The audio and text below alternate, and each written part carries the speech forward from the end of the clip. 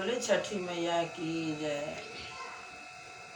मोरी पिछुआरा बासावरिया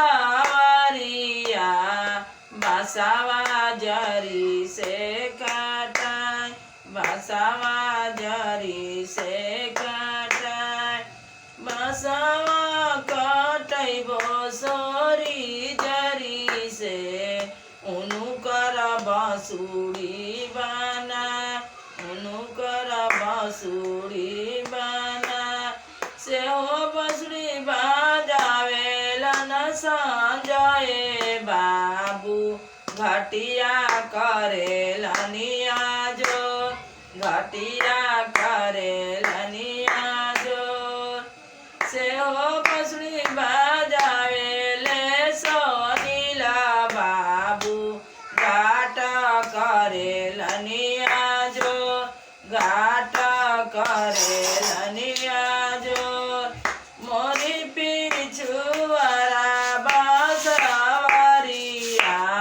बासावा जरी से काटाय, बासावा कटैबो सोरी जरी से उनुकर बांसुरी बनाय।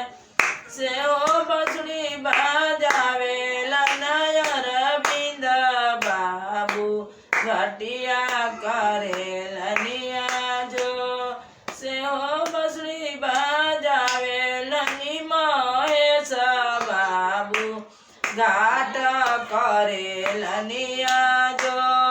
से हो बांसुरी बजावेलन जयरिया बाबू घाट करेलनिया जो।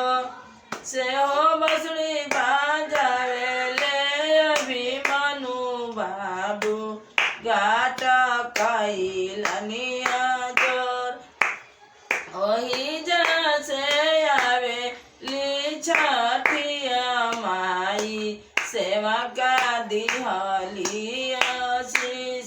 जुग जुग जिया हो सेवा कावा लक्ष्मी बढ़ो सुआ पार, अनाधन बढ़ो सुआ पार।